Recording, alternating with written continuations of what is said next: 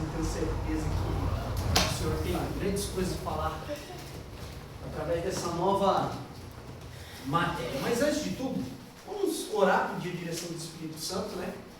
Para que Ele conduza mais uma vez essa aula, porque Ele que é o professor por excelência, né? Senhor nosso Deus, eterno Pai, graça te damos e glorificamos a Ti, Senhor, Deus, nessa noite. Por mais essa oportunidade de estarmos reunidos, Senhor, na Tua casa, Casa Inspiração, para aprender um pouquinho mais da Tua palavra. Senhor, meu Deus, nos dá sabedoria, abra o nosso entendimento para compreender, Senhor, meu Pai, os Teus mistérios que estão contidos nas entrelinhas da Tua palavra. Nos ajude, Senhor, meu Pai, na nossa pequenez, Senhor, meu Deus querido, para que nós possamos juntos, Senhor, crescer na graça e no conhecimento do Senhor, para que possamos Te servir, Te adorar e glorificar da maneira que Te apraz, Senhor, meu Pai, Deus querido, Deus Todo-Poderoso. Compreender, Senhor, meu Pai, para a nossa pequenez é algo assim muito grande para nós. Por isso pedimos, Senhor, que o Espírito Santo nos auxilie nessa noite, mais uma vez nesse lugar, para a honra e a glória do Teu santo nome. Amém, amém. Graças a Deus. Irmãos, nós vamos adentrar, né, dentro do nosso cronograma, a quarta matéria, que é a doutrina de Deus, né, ou teologia, deutologia. Acho que é isso o nome. Mais técnico sobre essa matéria, né? Que é a doutrina de Deus. E o que nós vamos aprender aqui? Nós vamos aprender sobre o Deus Pai. Né? Ela vai estar focado em Deus Pai. E entender Deus Pai é algo para nós, dentro da nossa racionalidade, é muito difícil compreender, porque Deus, Ele é onipotente, onisciente, onipresente, Ele é grandiosíssimo, e tentar entender com a nossa racionalidade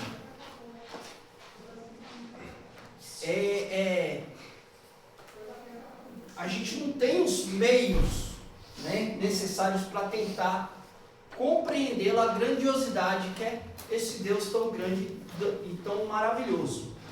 Então, para que nós possamos ter um pouquinho dessa compreensão, essa matéria a gente vai falar sobre revelação natural, né, ou geral, e a revelação também especial. E o que significa isso? A revelação natural, a gente começa a contemplar a grandeza desse Deus quando nós olhamos para o mundo, para a natureza. Quando nós pegamos alguns aspectos, paramos para contemplar assim os detalhes, as riquezas de determinadas coisas na natureza. E a gente fica assim meio perplexado, e você começa a entender que isso não pode ser a obra do acaso. Você percebe que há uma mente muito inteligente por trás disso tudo. Por exemplo, você já parou para o Sol da Terra está a milhares de quilômetros de distância. Mas se o Sol estivesse mais perto da Terra, como que nós sentiríamos aqui? E não precisa ser muito. Se ele estiver um pouco mais próximo da Terra, a gente vai estar num calor aqui que a gente não ia aguentar. E se esse Sol tivesse um pouquinho mais distante, nós já estaria congelado aqui agora, né? Já está sofrendo com frio aqui, né? Então você percebe que ele está exatamente no lugar que deveria estar. Então isso não pode ser uma obra do acaso. Se tivesse mais próximo, você estava morrendo de calor. Se tivesse mais longe, você estava morrendo de frio. Então você começa a perceber, por exemplo, você vai no espaço, lá não tem gravidade. O povo tem, você vê os astronautas, eles ficam flutuando. Na Terra existe a gravidade, senão não estaria o quê? Tudo voando por aí.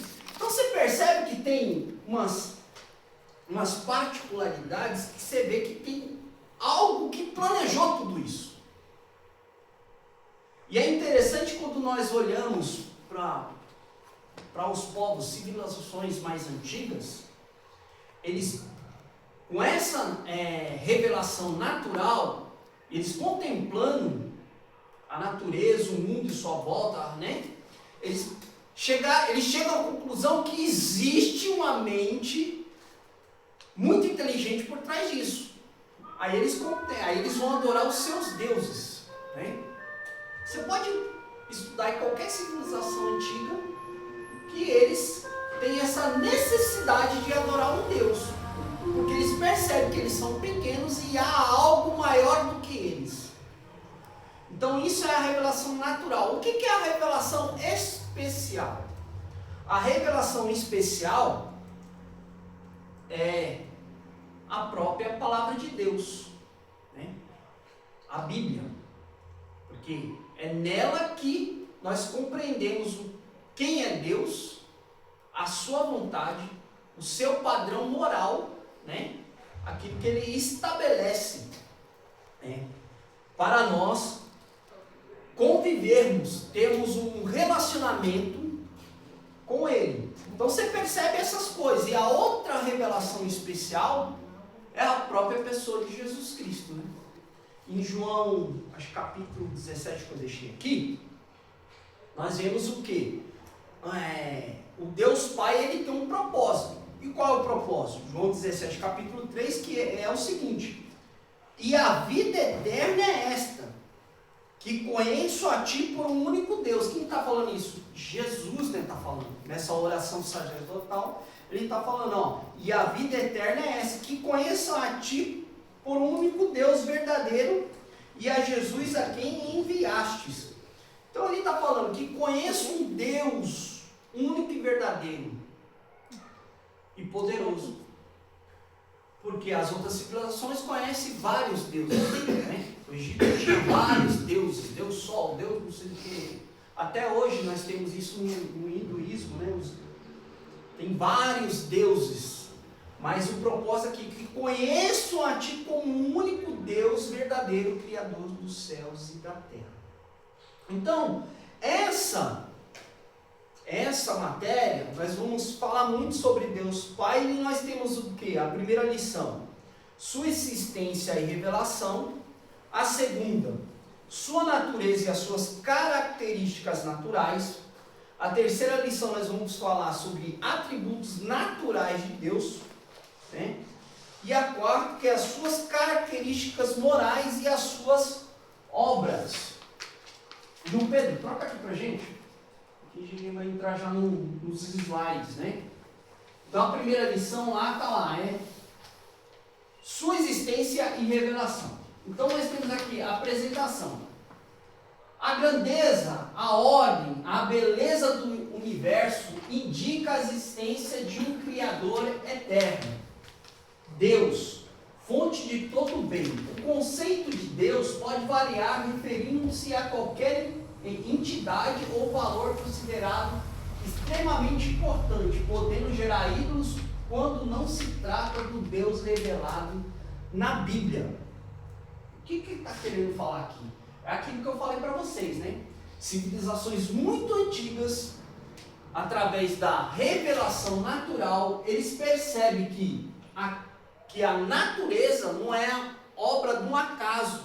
Eles percebem que tem uma mente brilhante, né, que pensou tudo aquilo.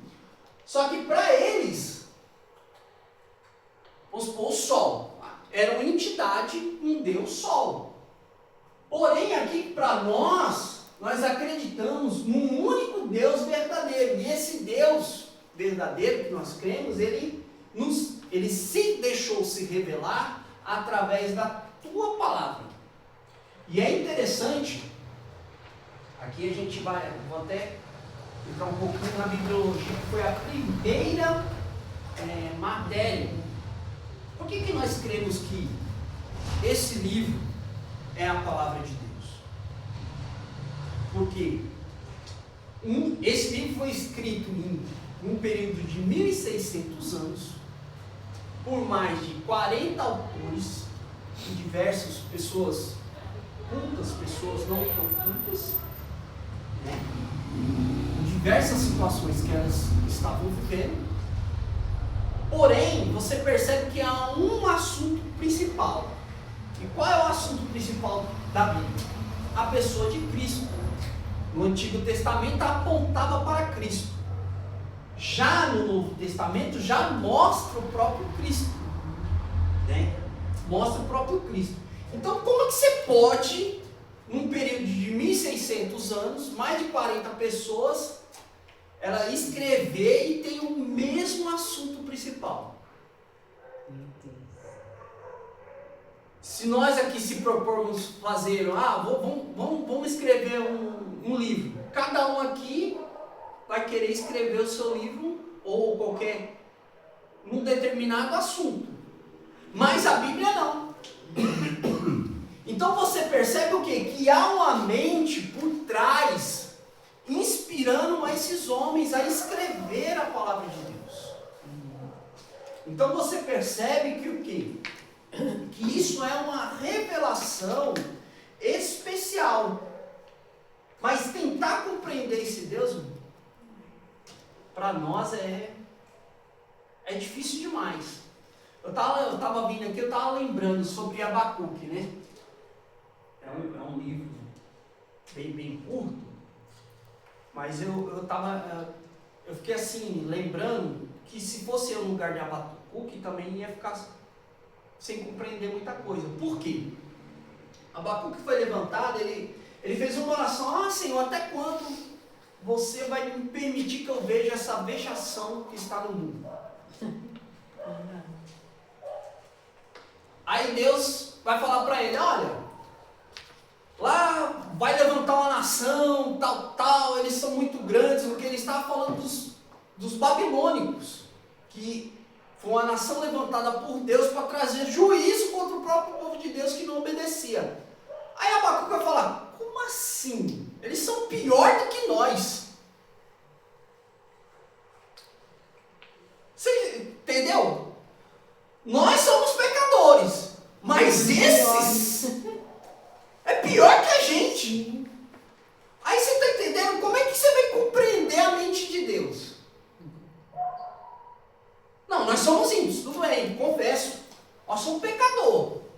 Mas esses aí é pior do que nós. Então ele questiona isso. Aí Deus vai falar para ele: mas o justo viverá pela fé.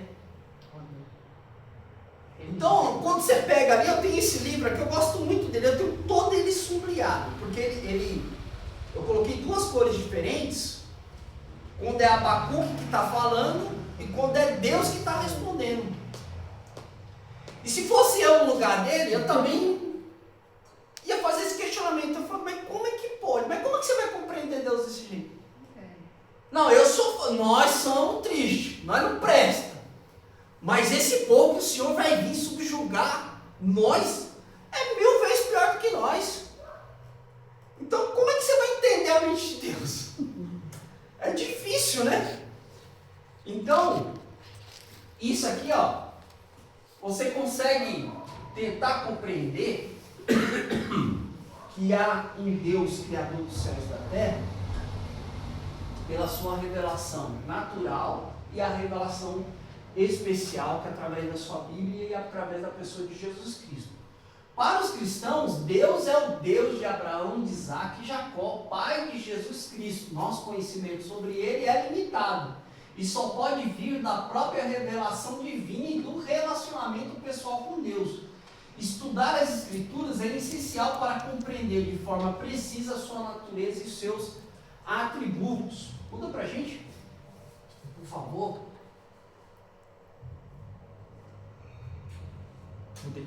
Já mudou? Nossa. Formas de estudar a Deus, né? Existem duas formas principais de estudar a Deus: a abordagem filosófica, que a gente vai entrar aí, né? E a bíblica. A filosófica parte da observação da criação e utiliza argumentos lógicos, cosmológicos, teológico, antropológico, moral, ontológico para demonstrar a existência de um Criador. Esses argumentos ajudam a reconhecer uma causa ou Criador do universo, mas não revelam o Deus trinitário do cristianismo. A abordagem bíblica parte da presunção da existência de Deus e da necessidade de conhecê-lo através da sua revelação especial. Ela conduz diretamente à presença de Deus, mostrando que somente a Bíblia permite compreender verdadeiramente sua natureza, seu caráter, oferecendo um conhecimento pessoal e autêntico da sua pessoa. E aqui a gente vê a questão da filosofia, né? A filosofia, ela parte muito da razão, né? Do questionamento. Perguntas, né? Que vão se fazendo para se encontrar a resposta. Para nós usamos a teologia, nós temos como base a revelação especial, que é a Bíblia, onde nós vemos Deus se revelando ao seu povo. De maneira nenhuma, se você ler a Bíblia e atentamente, você pode ler de Gênesis a Apocalipse, né? Deus criou o homem e teve o pecado. De maneira nenhuma Deus deixou o homem à deriva. Você sempre vai ver Deus sempre dando o primeiro passo para voltar ao relacionamento com a sua criação. Sempre vai ter isso. Sempre vai ter isso. Você vai olhar lá. O homem pecou, tá bom. Aí você vê ali Deus conversando com quem? Com Caim, né? Caim com aquela intenção de matar Abel. Você vê que a primeira iniciativa é quem? É Deus querendo se aproximar do homem. Depois, o que acontece? O pecado se multiplica. Quem é a primeira iniciativa? É Deus querendo se relacionar com quem? Com Noé. Aí você vai ver, se multiplica. Aí Deus se revela para quem? Abraão. Aí você vai ler, Abraão vem a descendência, Isaac, Jacó, e vai indo. Os profetas. Aí o próprio Deus, né? Na pessoa de Jesus Cristo se revelando ao homem através dos apóstolos e todo o contexto social. Você sempre vai ver, Deus dando a primeira iniciativa. Né? E até hoje,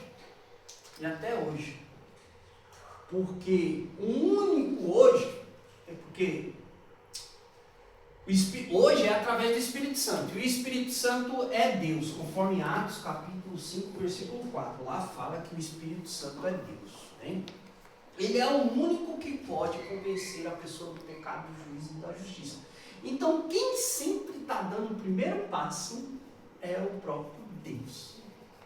Às vezes a gente tem mania de falar, eu preguei e ganhei 2 almas para Jesus hoje. Mentira, você não ganhou nada, meu filho. É o Espírito Santo que convence aquela pessoa. Verdade. A gente tem esse jargão, né? A gente fala isso. Mas de nós mesmos, nós não somos nada, não podemos nada. Então, a abordagem bíblica parte da presunção da existência de Deus e da necessidade de conhecê-lo através da sua revelação especial. Ela conduz diretamente à presença de Deus, mostrando que somente a Bíblia permite compreender verdadeiramente sua natureza, o seu caráter, oferecendo um conhecimento pessoal e autêntico da sua pessoa. Eu quero conhecer a Deus, né? Tem um louvor. Eu quero conhecer Jesus. Não tem? Você quer conhecer? Então começa a ler a Bíblia, irmão. Que a gente está acostumado. Não, eu quero ver Deus falar comigo. Aí Deus tem que falar comigo hoje de qualquer jeito. Tem que levantar alguém ali para trazer uma revelação. E a sua revelação você deixou em casa, né? Nem carrega mais, né? Nem carrega mais. Que a modernidade chegou, o telão chegou. Não carrega mais. Ninguém carrega a Bíblia mais. Não, eu tenho no celular. Eu duvido você ler a Bíblia no celular. É horrível ler. É só uma mensagem de WhatsApp pintar ali que já te tirou a atenção. Você vai ver quem foi que mandou a mensagem do WhatsApp. Então, você quer conhecer a Deus? Começa a estudar a palavra de Deus. Não tem jeito. Quer conhecer Deus, é só esse caminho. Quer ver Deus falar, né? Vem. Quer ver Deus falar contigo? Abre a Bíblia e começa a ler. Ora, começa a ler, começa a estudar, você vai ver Deus falar no teu coração. Você vai ver Deus se mostrar, se revelar para você dentro da sua palavra. Você vai ver Deus revelar o seu caráter. E aí... Aí você chora. Nossa, aí... Eu choro. Eu tô em capítulo 17 de João. Toda vez que eu vou ler isso aqui é uma oração de Jesus Cristo. E eu lembro até hoje, um dia que Deus falou comigo nesse capítulo, no meu quarto, eu chorei como nunca. Porque eu vi Jesus Cristo orando por mim aqui. Acho que é versículo... Aqui, ó, versículo 20. Eu não rogo somente por esse, mas também por aqueles que pela sua palavra há de crer em mim. Aqui eu chorei demais. Então, você quer ver Deus falar contigo? Abre a Bíblia, comece a estudar, pedir a direção de Deus. Próximo slide. É esse mesmo? O fundamento do deísmo. Na verdade é teísmo aí, né? A existência de Deus é reconhecida no teísmo, como a crença em um ser supremo que governa o mundo e é digno de adoração. As Escrituras não buscam provar sua existência, mas firmam simplesmente no princípio Deus. Devido à condição pecaminosa do homem, o conhecimento de Deus não pode ser plenamente alcançado apenas pela observação da natureza, sendo necessário recorrer às fontes sobrenaturais. Apesar disso, há uma intuição universal no coração humano de que existe um ser supremo a ser adorado. E vale a pena notar que essa intuição parece exigir personalidade, poder e perfeição de Deus. É aquilo que eu falei. Civilizações muito antigas, parece que Deus ele deixou um local dentro de nós, um vazio, que precisa ser preenchido. Então, o que eu falei, civilizações muito antigas, por observar a natureza, eles perceberam que há algo maior do que eles, um Deus. Então, eles preenchem essa necessidade, o quê? Procurando um ídolo para adorar. Pode ser o sol. No hinduísmo, acho que tudo é Deus. Rato é Deus, a vaca é Deus, a pedra é Deus, tudo é Deus. Não sei se vocês já viram uns vídeos da Índia que há templos para ratos. Os ratos, eles andam assim, a céu aberto. O pessoal está andando descalço, a ratazana está passando. E lá eles colocam as bacias com leite. Aí quando você olha para as bacias com leite, é aquele cercado de rato aquilo ali. E eles não matam, né? Se eu pegar um vídeo eu vou colocar lá para vocês verem. E é cercado de rato. Meu Deus. E você fica assim, as vacas andam assim, ó, vai tocando uma vaca, misericórdia. Que absurdo. E você vê coisas assim, que você fica assim. O pessoal fala que nem posso falar. Não, vai que vai pra internet, deixa pra lá. Deixa pra lá, melhor não. Mas é pra vocês terem noção. Vou ver se eu pego um vídeo e coloco lá pra vocês verem. Tudo é um Deus. E para nós não, nós acreditamos num único Deus, esse Deus criador dos céus e da terra, que se revelou através do seu Filho, essa revelação especial, né? Tomé vai falar, tá andando com Jesus e falar, Senhor, me mostra o Pai. E Jesus falou, mas Tomé, há quanto tempo eu não ando convosco? Você quer conhecer o Pai? Era só, né? Ele estava... Jesus é a personificação de Deus Pai encarnado na terra. E ele andando e querendo conhecer Deus Pai. E se você imaginar algumas atitudes de Jesus, você fala, não. só poderia ser Deus para ter uma atitude como essa. Porque se fosse eu, o caso da mulher adúltera, né? Ah, quem não tem pecado, que atire a primeira pedra. Ah, você é nóis. Tem que ser mesmo. Não é a lei que manda assim? Tem que matar. Adulterou, tem que morrer, né? Então, se fosse nós, num contexto, sinceramente a gente ia condenar aquela mulher. E Jesus não. Ninguém teve a capacidade de ir ali, né? Se examinou a si mesmo. Ah, eu não sou muito diferente dessa mulher, não. Cada um soltou sua pedra e foi embora. Então essas atitudes, nesses momentos assim, no ápice, você começa a imaginar no ápice, no calor do momento, se você olhar para você mesmo e falar, não, eu teria uma atitude completamente diferente. E Jesus não. Aí você começa a entender que ele realmente era divino. É divino, né? Nosso próximo.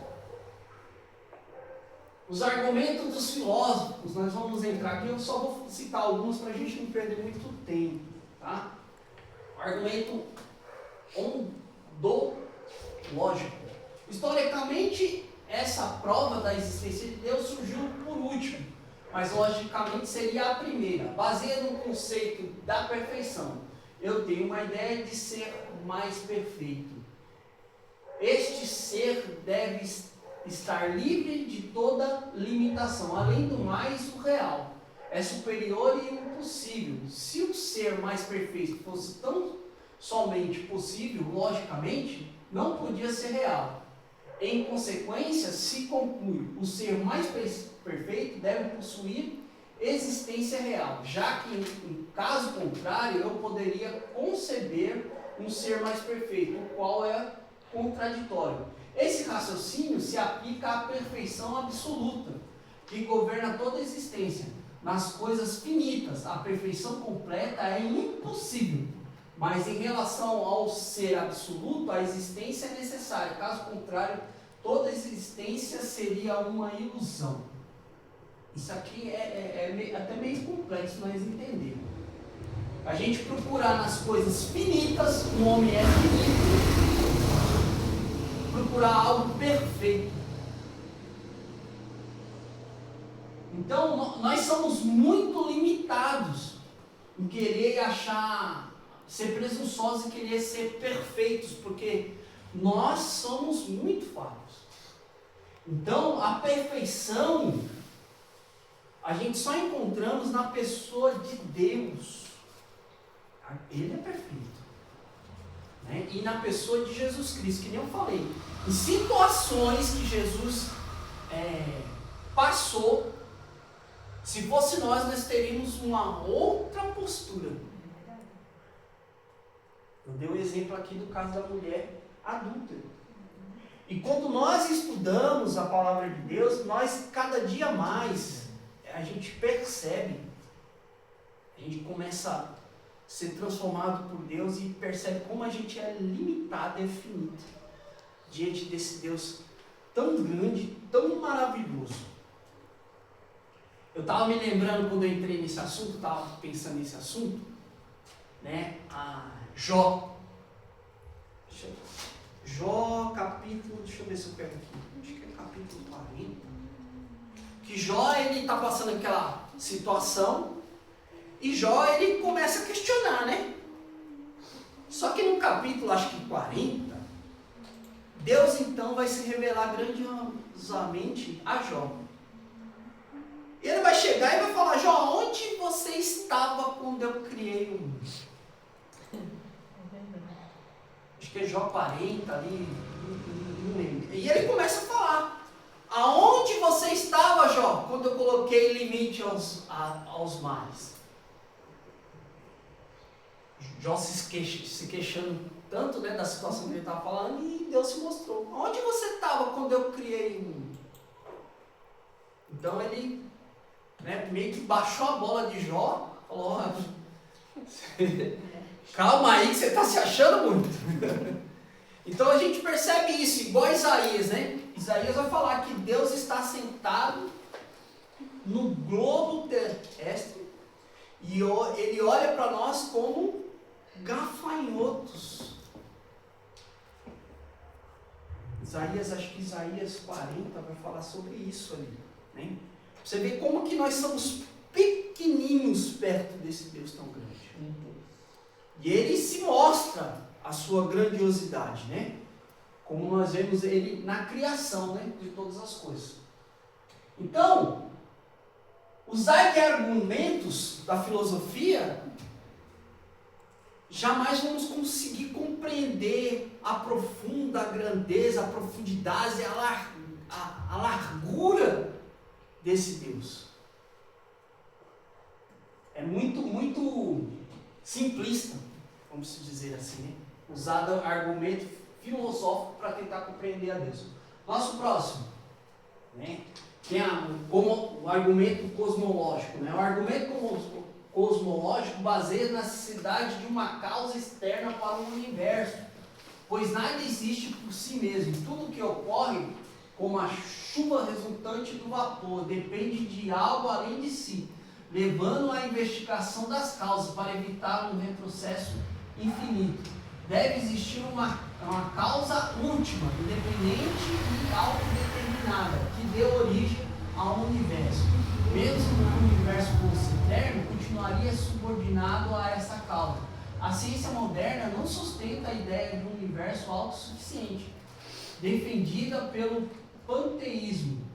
Kant observou que, na última análise, o argumento cosmológico se aproxima do argumento ontológico, né? A gente aprende isso na escola, né? O universo foi criado através de uma grande explosão. Deu um grande start ali, né? E nós sabemos que isso tudo é mediante a fé, né? Sem fé é impossível agradar a Deus. A gente sabe que esse universo ele foi criado pela pessoa de Deus. Antes mesmo de o universo existir, Deus já é. Deus não foi criado, Ele é a própria criação. Não há nada que criou Deus, Ele é a própria criação e Ele criou. E aí eu dou aquele argumento, né, que eu falei aqui. Se o Sol estivesse mais próximo, como que ele estaria? E se estivesse mais distante? Como que nós ficaríamos? Então você vê que há alguém que planejou que aquele Sol tem que ficar naquela determinada distância. E falando de universo, o homem consegue, sabe de todos os mistérios que existem no universo? Nós nem sabemos o começo nem o fim do universo. Ainda mais tudo que há no universo. Então você vê que o conhecimento do próprio universo nosso é ilimitado. É limitado. A gente vai avançando aos poucos, mas é bem limitado. Então com isso, a cosmologia não consegue explicar, né, quem é Deus. Nosso próximo. Nós temos o argumento teológico, né? Eu não vou falar os demais, não.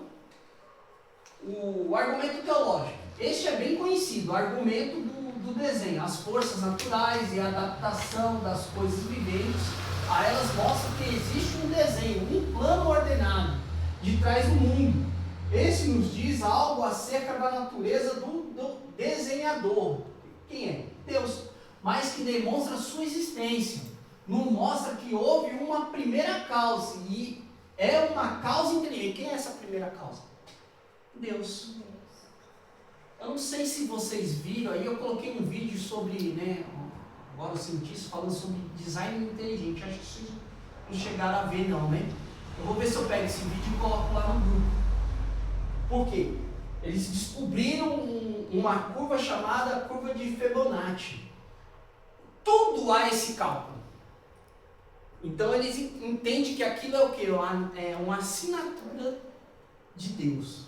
Você vê isso, essa curva de Fibonacci na folha, você vê essa curva de Fibonacci na sua orelha, você vê a curva de Fibonacci na sua digital, você vê em tudo.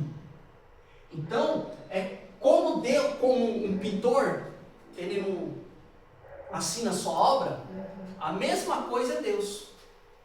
Em tudo você consegue ver isso. Eu vou ver se eu pego o vídeo e coloco lá para a gente entender isso. Tá? Vamos mais para frente. Vamos passar. Vamos lá. Deus, sua existência e revelação. Autoexistente. Quando afirmamos que Deus é autoexistente, queremos dizer que Ele é totalmente autossuficiente, independente de tudo que há fora dele mesmo. A fonte da existência de Deus está inteiramente no próprio Deus. Salmo 36:9. Ali nós temos João capítulo 5, versículo 23. Deus é infinito, eterno, onipresente, infinitude de espaço. Deus é onisciente, infinitude de conhecimento. Onipotente é Deus, infinitude de poder. Ele é soberano, constante e coerente.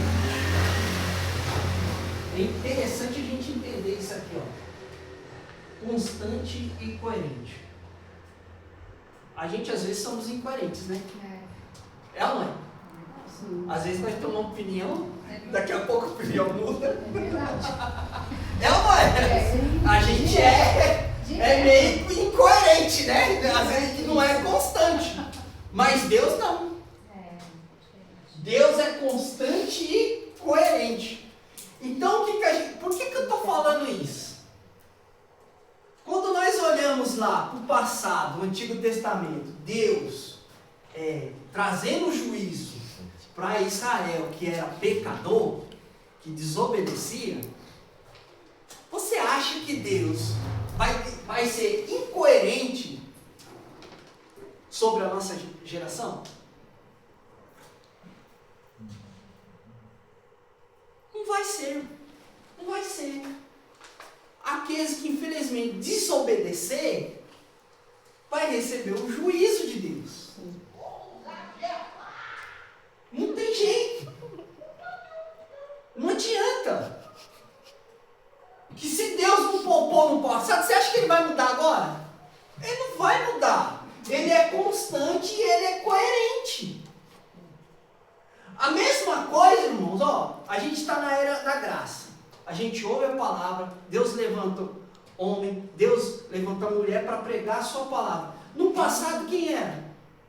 Os profetas. O passado eram os profetas falando para o povo: se arrepende, se volte dos seus caminhos, volte o seu coração para Deus. Quando a gente para pensar, acha que o profeta ele falava uma vez só. Não, o profeta ele ficava anos falando essas mensagens de Deus e o povo nem aí. Não é o que a gente está vendo hoje? A mesma coisa. E chegou um determinado tempo, o que aconteceu com o povo? Chegou o juízo e a justiça de Deus. Vai chegar um tempo que o juízo e a justiça de Deus vai chegar. Porque Deus não é incoerente. Então vamos lá para o nosso próximo slide. A existência de Deus é negada, né? Nós temos o ateísmo, o agnosticismo e o deísmo. Vamos lá para o ateísmo. A negação da existência pessoal de Deus assume diferentes formas. Entre os ateus, há os práticos que vivem como se Deus não existisse, e os teóricos que usam o raciocínio humano para tentar provar que Deus não existe. Nós temos o agnóstico, esse A, geralmente ele se refere a não, né? O agnosticismo, derivado do grego não saber, sustenta que nem a criação, nem quaisquer fatos permite conhecer a Deus. Acredite apenas no que pode ser percebido pelos sentidos, tornando a fé em Deus relativa. Nós temos o deísmo aí. O deísmo admite a existência de Deus, mas rejeita a sua revelação, olha lá, e atributos morais ou intelectuais, baseando-os apenas na razão humana e considerando questionável sua influência sobre a sua criação. Isso aqui é atributos morais. Isso aqui é interessante, né? A gente tem infelizmente, alguns ramos vamos dizer, do cristianismo, algumas igrejas, algumas denominações, estão relativizando alguns atributos morais, tá? A gente pode falar a questão do homossexualismo, né? Que tem as igrejas inclusivas, certo? Então, o que eles estão relativizando? Esse atributo moral, né? De Deus. Deus não fez o homem e a mulher? Eles estão relativizando isso. Então, a gente precisa entender, né? Que a palavra de Deus, ela tem que ser, não pode se relativizar. Eu cometo esse tipo de pecado, tal, mas Deus é amor, né? Ele vai passar a mão na minha cabeça por causa disso daí, então vamos relativizar isso. Não é bem assim não. Não é bem assim não. E eu estou falando não só nessa questão, em outras questões. Em outras questões. Né? Questão sobre casamento, né? Sobre casamento, relação com os filhos, né? Então tem muita coisa aí que a gente percebe que estamos relativiza. E, na verdade a gente não pode relativizar.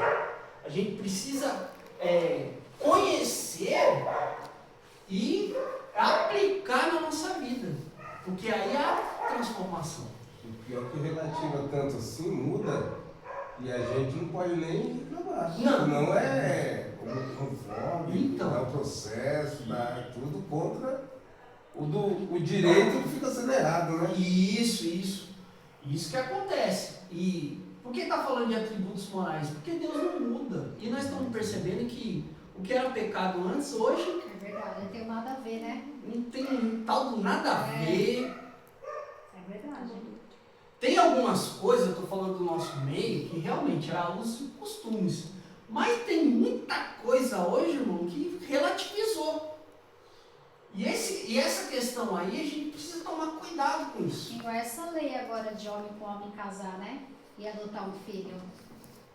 Ele já age como se fosse um casal normal, né? Pois é. E agora é aceitável, né, no mundo, né? É aceitável no mundo. É verdade. Biblicamente é aceitável. Você está entendendo? A gente vai entrar num conflito. Mesmo é bem complicado, né? A gente vai entrar num conflito muito grande. Por que você acha hoje que as pessoas que têm voz aí na mídia, né, políticos ou alguns outros, eles estão batendo tão grandemente na igreja? Conservador. Então a gente precisa ver aí essas questões. Por quê? Por enquanto a igreja está aqui, né? Ainda existe aqueles que estão batendo de frente, mas tem uns que já abriu mão. Já abriu mão porque dá até processo, né, igual o irmão falou, né? Não tem nem como mais falar que vem contra você. Já abriu mão. E aí a gente vai entrar com conflito mesmo, não tem jeito. Né? Nosso próximo slide. Temos materialismo. Nossa, o materialismo afirma que somente a matéria é real, conduzindo o homem a um ser puramente físico, sem responsabilidade moral ou espiritual. Nessa visão, os ensinamentos bíblicos e os valores relacionados à existência de Deus são considerados inválidos. Isso é triste, viu? Rapaz, e pior que tem gente que vive preso no materialismo, né? Ele acha que... Ai, meu Marcos, eu conheço pessoas assim, sabia? Que o homem, ele não tem espírito, né? Ele vive só aqui, ó. Não tem aqueles que falam, irmão, mas morreu aqui e acabou. E é duro de coração, não aceita, né? Sim. Ele vive aqui, ó, nesse plano. Ele fala, morri aqui e acabou. Ele não pensa numa eternidade. É verdade. Agora, eu falo pra vocês, irmão, existe um mundo espiritual. Vocês conhecem. Não tem aí o pessoal que mexe com o candomblé? Sim. Não incorpora a entidade? Aquilo é o que, irmão? aquilo é uma prova viva. Que você vê assim, ó, que o mundo espiritual existe. Você vê a mulher falar grosso igual homem. É verdade. Você vê a transformação da pessoa ali. Aí você quer dizer que o mundo espiritual não existe? A gente nunca para estudar isso aí, sabia, irmão? Isso é muito importante, sabia? Sim, aí eu entro nesse assunto aqui para vocês entenderem, porque o mundo espiritual não existe. Não existe, então como é que tá aí essas coisas aí que a gente vê aí assim, ó? Se não existisse, a pessoa não ia incorporar uma mulher falar grosso. E agora, meu Marcos, acho que assim, você vê nas pessoas, sabia? As pessoas diferentes, as pessoas transformadas, sabia? Você olha e vê até as pessoas olhando assim pra você, misericórdia. Parece que o mundo espiritual você vê na pessoa. Existe, então. Pessoas possuídas. Antigamente era escondido, né? Agora escondido. Hoje em dia o pessoal já sai com a roupa de casa. Isso, antes era mais, né? Já sai com a vestimenta de casa. Antigamente você escondidinho, trocava no terreiro. É verdade. Hoje em dia você vê um tanto. Vê no ônibus, vê em qualquer lugar, você vê. A gente tá entrando nesse caso aqui e eu tô lembrando Isso é sério, viu? o que acontece hoje até nas escolas. Exatamente. Eles falaram essa questão, né, da cultura afro. É. E aí eles estão incutindo o quê? A religião. E o pior é que eu vi um pai foi lá reclamar, chamou a polícia e tudo. E a diretora falou que é lei. É lei até do banheiro. Não sei se o irmão sabe do banheiro agora. Que é masculino e feminino, um banheiro só para os dois. Você tá E tem que entendendo? aceitar. Nós temos que aceitar. A gente vai entrar em conflito É verdade. de frente com esse mundo aí. E vai ficar pior ainda. Que não? Melhorando. Ele fala, não, amanhã vai ser melhor. Pela perspectiva bíblica, Não. isso aqui só tende a piorar. É verdade. Só É profético, né, irmão? É profético. Não adianta. É aquele, a gente está voltando, né? Os sinais estão aí. Os sinais estão aí. Quem crê, Aí começa a apertar o selo. começa. Vamos lá, nosso próximo slide. A existência de Deus provada, né? Começa lá. No princípio, Deus criou o céu, terra, né? Então, a existência de Deus está onde? No princípio. No princípio quem? Quem criou? Deus. A Bíblia não busca provar a existência de Deus, mas revela o suficiente para a fé do crente. Começando com a afirmação. No princípio, Deus. Tenta provar Deus além do que a Bíblia e a criação mostram. Tentar provar Deus além do que a Bíblia e a criação mostram é inútil e desnecessário. Inútil para quem não crê e desnecessário porque a fé verdadeira não nasce de argumentos lógicos, que é a razão, né, a filosofia, mas da revelação divina. O próprio Deus se revelou através da sua palavra, que é a Bíblia. Fé na revelação bíblica. O cristão crê na existência de Deus pela fé fundamentada na revelação bíblica, não por uma fé cega. A Bíblia revela a Deus como Criador, sustentador, governador de todas as coisas, que age conforme o conselho da sua vontade para cumprir de forma gradual seu propósito eterno de redenção. Então a gente vê isso desde o princípio, né? Desde o princípio. Deus está no controle de tudo, Deus está se revelando ao passado dos anos, dos séculos, né? Querendo ter um contato com o homem, querendo que o homem se volte, se arrepende, né? Que se volte para ele, e nós vamos vendo que Deus, a sua vontade, né? A sua palavra vem se cumprindo dia após dia.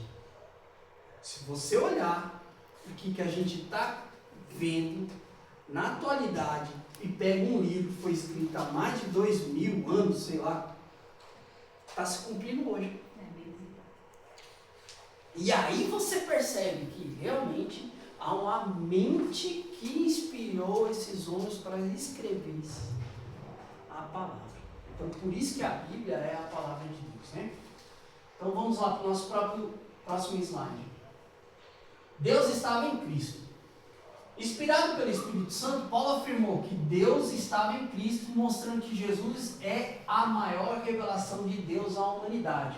O autor de Hebreus confirma isso ao descrevê-lo como resplendor da glória e a expressão exata do ser de Deus. Embora Deus se revele de várias formas, é em Jesus que ele manifesta plenamente a sua existência, natureza e eternidade. O Novo Testamento, especialmente o Evangelho de João, reforça essa verdade. E em Mateus capítulo 1, versículo 23, Cristo é reconhecido como Deus conosco, né? O testemunho do Espírito Santo no crente. O cristão se surpreende ao ver como muitos cientistas e filósofos negam a existência de Deus, ignorando as claras evidências presentes na Bíblia e na própria natureza.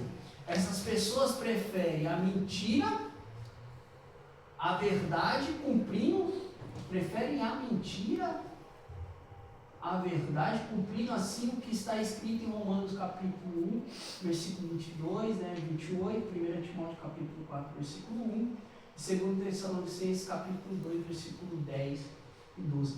É interessante. Jesus nunca existiu, isso é uma fábula. Tá. Mas se você... Vamos partir do pressuposto que Jesus fosse uma fábula. Mas ele apareceu não há um contexto na história. Ele apareceu do nada e...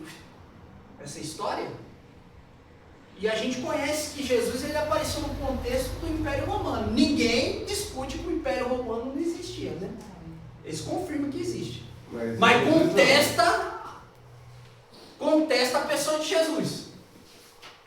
Mas ele sabe que se dentro do contexto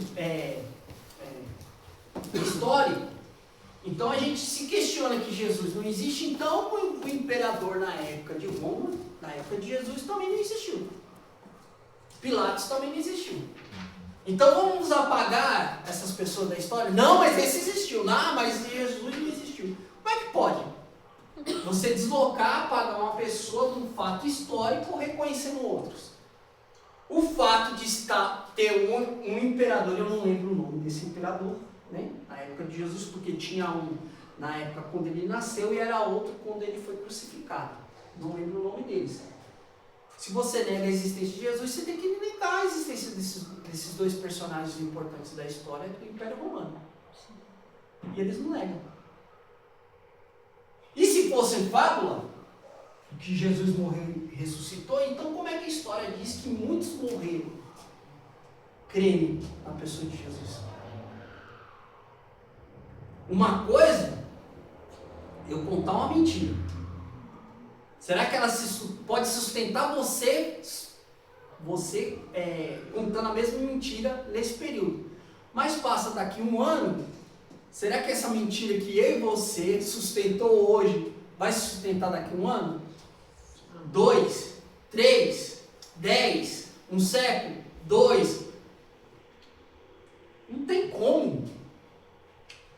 Não tem como. Então falar que Jesus não existiu, você está ignorando outros da história. Então é impossível você falar que Jesus não existiu, né? Eu acho engraçado que eles acreditam livros da filosofia tudo, e não acreditam que esse é um livro.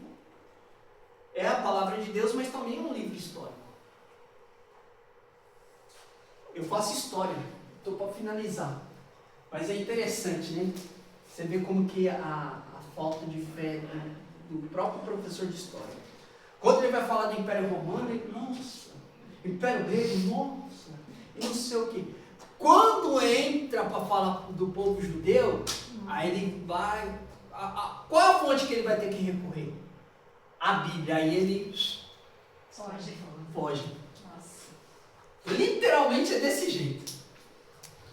Então a gente precisa entender, né? Esse livro aqui, ele causa uma repulsa para quem estuda história, professor de história. A maioria não crê em Deus, não. Que nem eu também estudo pedagogia e tem uns relatos que falam sobre a Bíblia, eles correm mesmo. Eles correm. Eles saem fora, eles tentam minimizar aquilo e colocam outras histórias em cima daquilo que está... Ele não se aprofunda. Não, é verdade mesmo. Não se aprofunda. Quando vai entrar num assunto histórico, mas aí ele vai ter que recorrer à Bíblia e fala, não, isso aí... Nos próprios livros da faculdade está lá, escrito, aí você vê, olha, esse aqui eu conheço, que está na Bíblia, só que eles põem alguma coisa fora da Bíblia. Eles correm fora. É verdade mesmo. Eles não dão crédito a isso aqui. Como é que pode, né? Eles não dão crédito. Eles não dão crédito. Eles dão valor mais no livro deles, né? Qualquer outro fato. Qualquer outro... Aristóteles, não sei o que, mas a palavra de Deus eles não dão crédito. É verdade mesmo. Não dão crédito. Vamos lá para o nosso próximo slide. Como provar a realidade de Deus? A existência de Deus não pode ser provada por meios naturais, como ocorre nas ciências exatas, onde os resultados são sempre os mesmos. Enquanto fatos matemáticos e químicos são comprováveis, Deus só pode ser conhecido pela fé. Ele se revela nos sinais deixados na alma humana e pela ação contínua do Espírito Santo que habita nos crentes. O Espírito Santo revela a Deus. A Bíblia descreve o Espírito Santo como o Espírito da verdade, que confirma ao crente que é filho de Deus. Esse testemunho interior é a prova suficiente para quem crê. Se Deus não existisse, o Espírito não poderia gerar fé nem certeza de filiação. Embora invisível, Deus é real e presente. O crente pode sentir a sua ação e a comunhão com Deus. É aquilo que eu falei, né? O homem, na sua natureza, ele jamais ele pode compreender e ter esse relacionamento com Deus. Só através do Espírito Santo, eu falo que isso aqui é o maior milagre que a gente pode ver. Mais que um paralítico andar. A gente não, se vê um paralítico andar, a gente fica, né, vai ficar um cego voltar a ver. Mas, irmão, o maior milagre é você ver uma pessoa aceitando Jesus. Por quê? Porque foi única e exclusivamente obra do Espírito Santo, que a gente não vê, mas só sente ele, atuando naquele coração, convencendo ele do pecado, do juízo e da justiça. Pode ser o coração mais duro que for. Se esse Espírito Santo atuar de uma forma profunda nesse coração, ele vem quebrantado e aceita Cristo como Senhor Jesus. Por isso que eu falo que esse é o maior milagre que a gente pode ver. A gente pode ficar maravilhado com um paralítico andar, a gente pode ficar maravilhado com um cego voltar a enxergar, mas isso, irmão, é só obra de Deus. A gente fala, né? Hoje eu preguei e ganhei uma alma para Jesus. Você não ganhou. Foi o Espírito Santo que atuou através da sua vida e atuou naquele coração, convencendo ele do pecado e da justiça. Então não tem obra nenhuma do homem. Então deu trabalho para o Espírito Santo, foi o último. E eu? O batismo aceitado. E eu? 74 irmãos que se batizou, eu fui os 74 no final. Você foi a rapa. Mas eu tava que não tava aguentando lá, mano. Meu irmão insistindo, lá na congregação de Santa Marta. E aquele negócio, vai, não vai, não vai, e o pessoal levantava a mão, não. Aí quando eu comecei a fazer assim, ó, é você, irmãozinho? É você lá dentro do tanque, tava esperando só. Velho, foi o último. Sim. Ele falou, vai ficar aqui até meia-noite, mas só sai daqui quando com essa alma. Só pra se render. Olha só. Tem trabalho. Maravilha, né? Glória a Deus. Próximo slide. A revelação de Deus. O vocábulo revelação tem sentido de descobrir, descerrar, remover o véu. Assim sendo, quando a Bíblia fala da revelação de Deus, o pensamento em mente em um Deus Criador, dando a conhecer ao homem o seu poder e glória, sua natureza e caráter, sua vontade, caminhos e planos, sua graça, seu amor, sua misericórdia, em suma, a si mesmo, a fim de que a humanidade possa conhecer. Irmão, o que nós temos aqui é um vislumbre daquilo que já está preparado para nós. É algo que, quando eu vejo ali Apocalipse falando que as ruas serão de ouro, né, os muros de jaspe, aquela coisa toda, é só um vislumbre para a gente tentar compreender, mas ver aquilo de perto é algo que eu não consigo verbalizar. Porque se você imaginar, vou lá para Isaías capítulo 6, os serafins, aquele que está sentado no topo, o serafim de ser divino, sem pecado, o ser espiritual, ele está acima daquele que está sentado no trono, mas ele reverencia aquele que está sentado no trono. Ele tem a sua natureza própria para aquilo. E ele está lá, cobrindo os pés, cobrindo ali os olhos, e ele só glorifica. Agora, para pensar você na sua natureza diante desse Deus. É por isso que quando você vai ver Isaías, ai de mim que eu vou perecendo. Isso numa visão, viu? Porque se fosse ele mesmo ali, ele morria sucumbido. O que aconteceu com Paulo quando ele teve aquela revelação de Cristo? Ele não se aguentou, ele caiu cego. Então, eu até brinco muito com isso, né?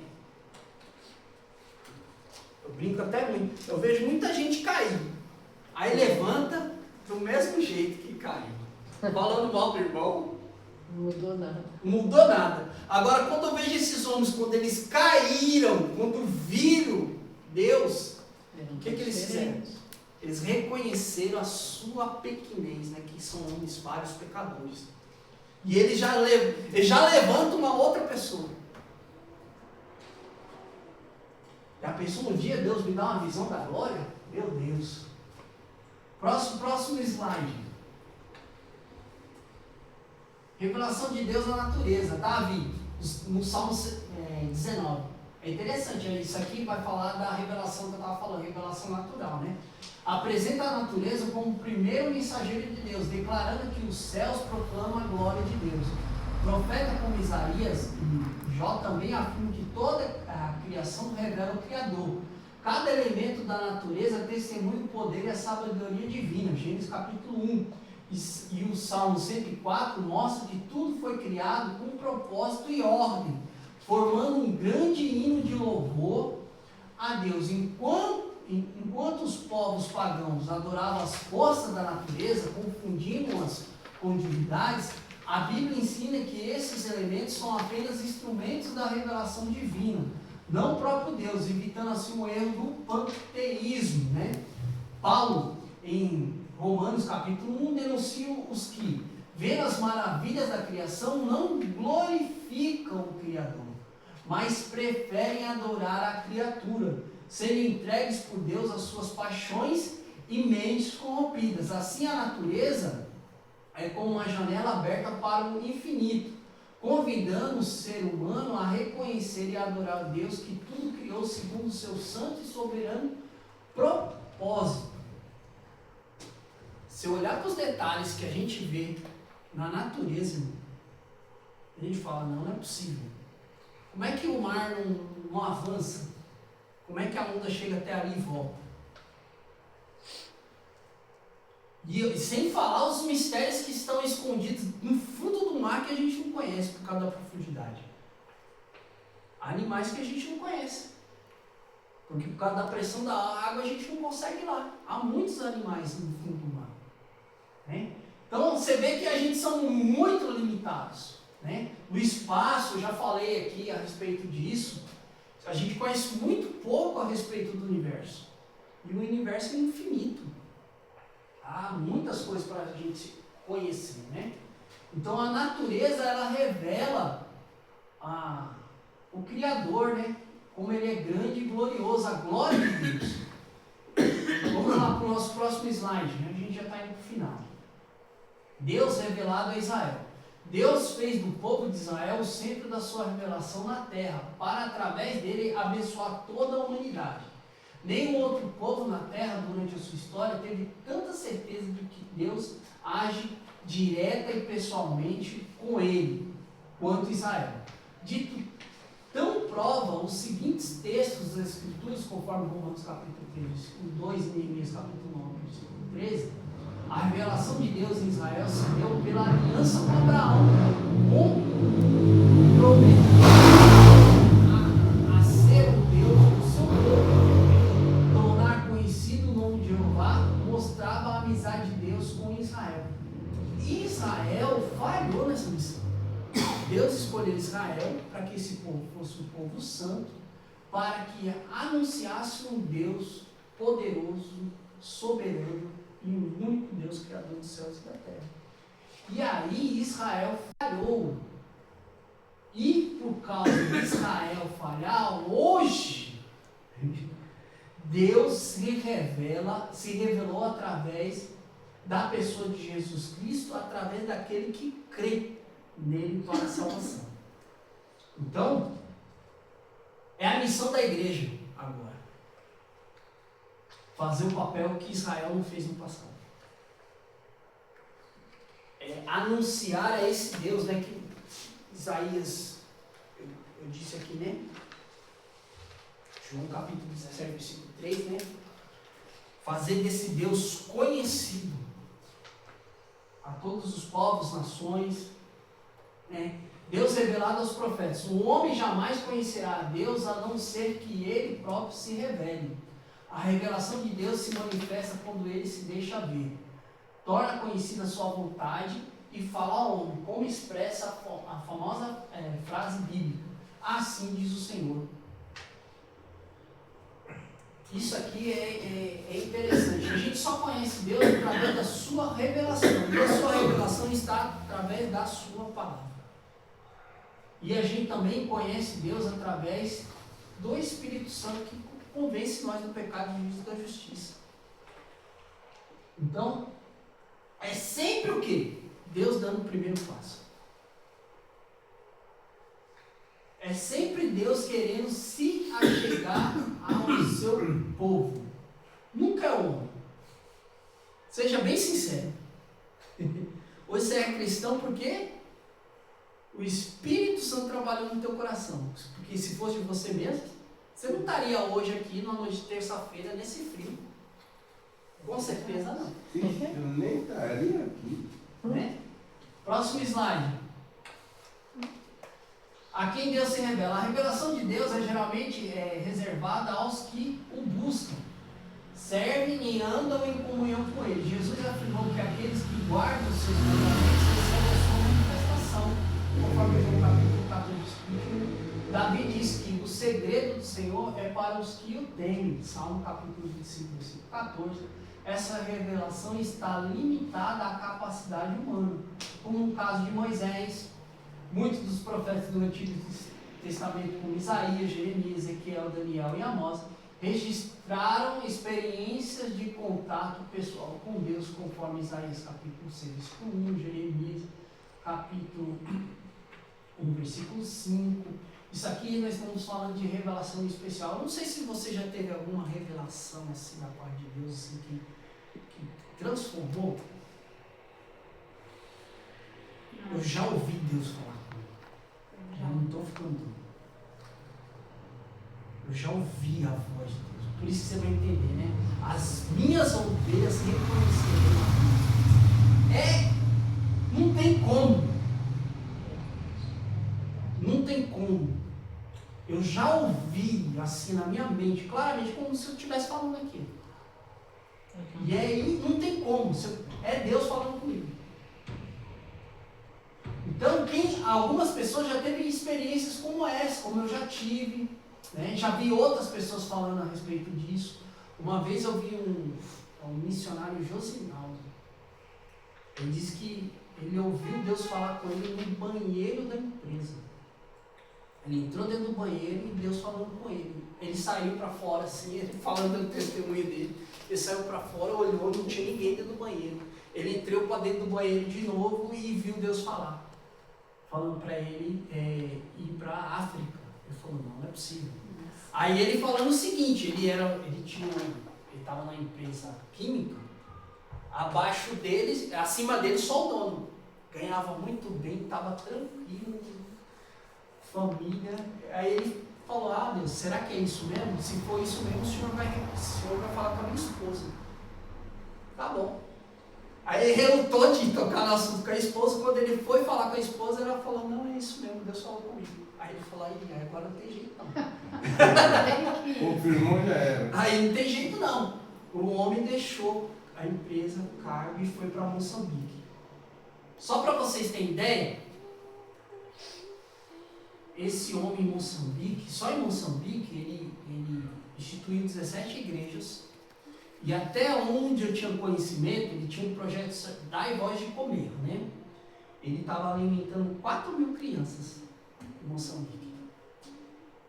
Só em Moçambique, ele tem ali igrejas também próximo do Togo e outra coisa que ele foi, através da vida dele, foi implementada lá. Então é algo assim, é um chamado mesmo de Deus. Então a revelação de Deus é através da palavra. Amós escreveu que o Senhor não fará coisa alguma sem primeiro revelar os seus segredos aos seus servos, aos profetas. Deus revelou os seus segredos aos profetas, tanto pelo que lhe mostrava, quanto pelas palavras que lhe comunicava. A palavra é um sinal do ministério profético, como em Natã e Elias, né? O profeta participa do conselho de Deus e ao receber a revelação reconhece que é Deus pessoalmente, não apenas uma inspiração que o conduz. Vamos lá, o nosso próximo slide. A revelação de Deus, já estamos finalizando. A revelação de Deus aos apóstolos no Novo Testamento, Cristo é a suprema revelação de Deus, seguida pelos apóstolos e escritores que continuaram transmitindo essa revelação até o Apocalipse. Cristo e os apóstolos cumprem a função de Moisés e os profetas como mediadores da revelação divina. Paulo, embora não fosse um dos 12, recebeu de Deus profundas revelações e mistérios antes ocultos. Deus revelado à igreja. Sobre a revelação de Deus nesses últimos dias, a igreja, diz o escritor da carta aos Hebreus, que havendo Deus, outrora, falando muitas vezes e de muitas maneiras aos pais, pelos profetas, nesses últimos dias nos falou pelo Filho. Uma maior revelação. Se a revelação de Deus a Israel por meio da lei e de Moisés foi grande, ainda maior é a revelação em Cristo, comunicada pelo Espírito Santo à igreja. Enquanto Israel falhou em testemunhar Deus às nações, a igreja é capacitada a dar testemunho da grandeza de Deus tanto aos homens quanto aos principados e potestades nos lugares celestiais. Eu falo uma coisa aqui, quando nós vemos ali o próprio Jesus revelando a João a respeito das 7 igrejas da Ásia. Cada igreja tem o seu problema ali, e Jesus vai revelando a João. Mas ele fala o que a gente vê? Quem tem ouvidos, ouça o que o Espírito diz à igreja. É como Deus, o próprio Jesus está falando. Para a gente ter uma causa na justiça, a gente assina uma procuração para aquela pessoa representar nós naquela causa, não é isso? Geralmente na questão jurídica. É mais ou menos isso que Jesus fez. Ele assinou uma procuração dizendo quem é a autoridade máxima na igreja. Quem é? O Espírito Santo.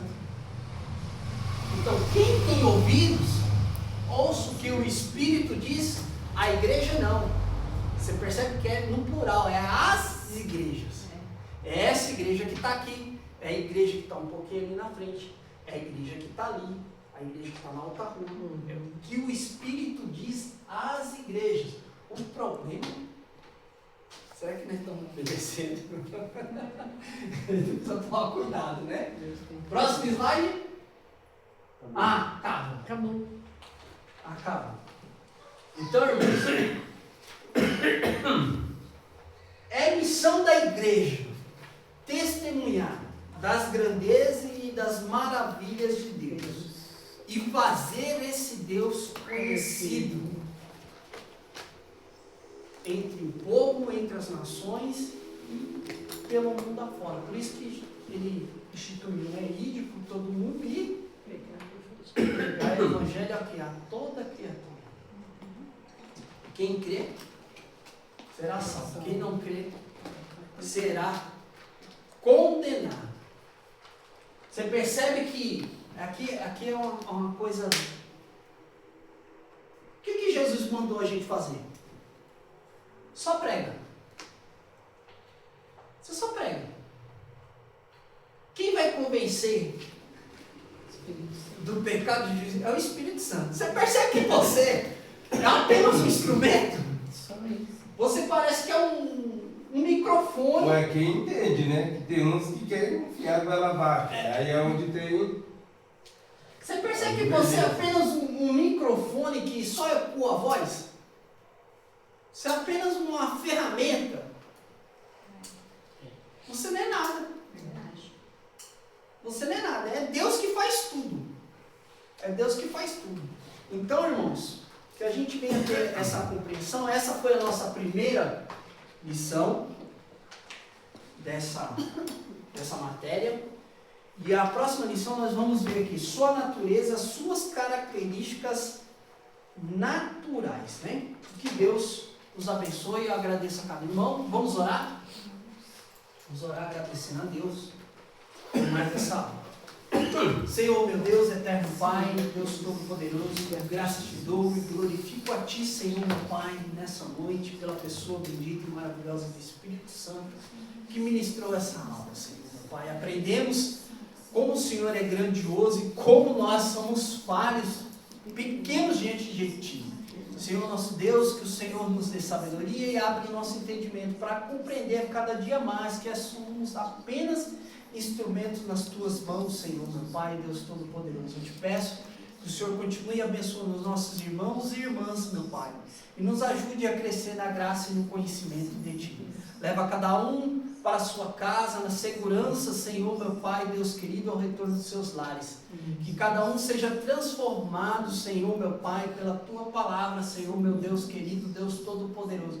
Para que esse mundo, Senhor, veja a diferença, Senhor, daqueles que servem a Deus, meu Pai, Deus querido, e perceba, Senhor, meu Pai, a Tua presença em nossas vidas e através de nossas vidas, Senhor, para que seja alcançado a esse, Senhor, meu Pai, Deus querido, que ainda não conhece e não se renderam a Ti. Muito obrigado, meu Senhor, por essa noite, em nome do Pai, do Filho e do Espírito Santo.